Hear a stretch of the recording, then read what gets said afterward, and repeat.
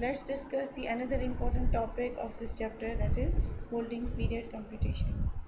In working capital cycle, we were expressing the raw material, finished good, receivables, creditors, everything in numbers. Okay, so how those number of days were calculated?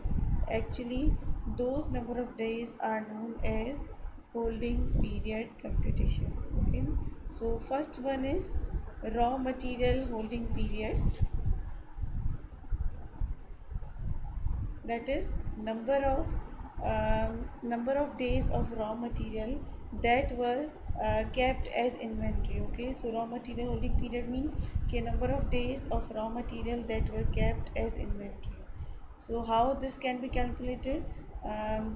When we take the average stock of raw material, okay, and divide it with average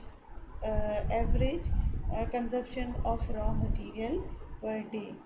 So here stock of raw material means stock of raw material is divided by the average consumption of raw material per day.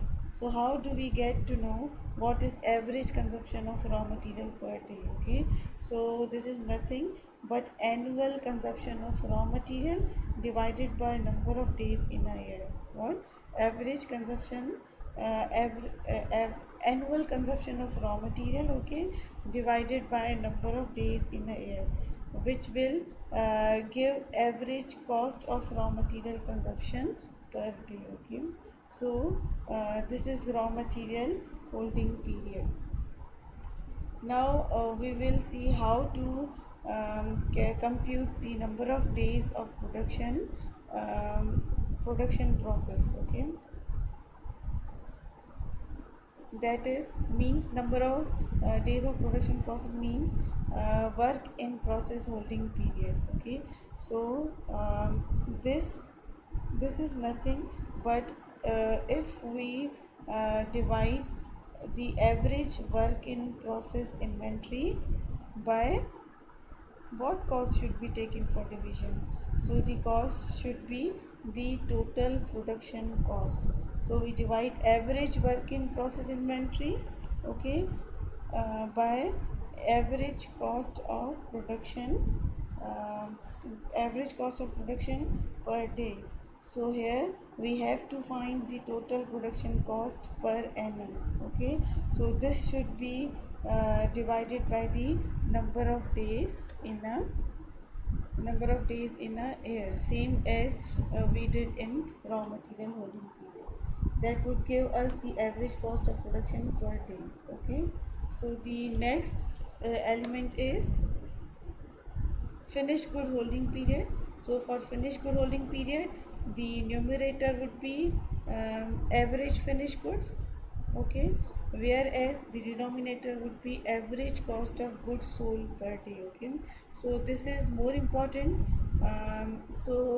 There is a change in denominator. Okay, from raw material to work in process to finished good. In raw material, the denominator was raw material consumed per day. In work in process, the denominator was cost of production per day. But whereas in finished good, the cost of we have used the cost of goods sold per day. Okay, so now next we will see how to find the debtor collection period. So debtor collection period is basically how many days you take to collect the sales from your customer, and this is calculated as an average debtor. Okay, um, average debtor divided by the average credit sales per day.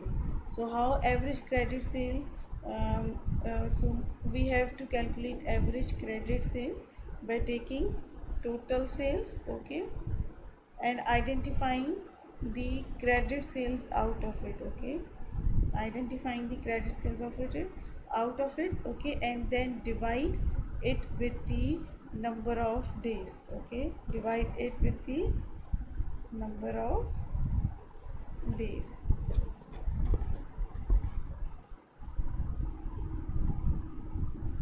This will give you the average credit sales per day. Let's also find how to get the creditor's payment period. So creditor payment period is nothing but average creditors divided by average credit purchase per day. Okay, so this credit purchases also have to be lifted from total purchase. Okay, identifying what is credit purchase. So credit purchase divided by the number of days in a year, since this will give you the credit purchase per day. Okay, so average credit divided by credit purchase per day gives you the creditors payment period.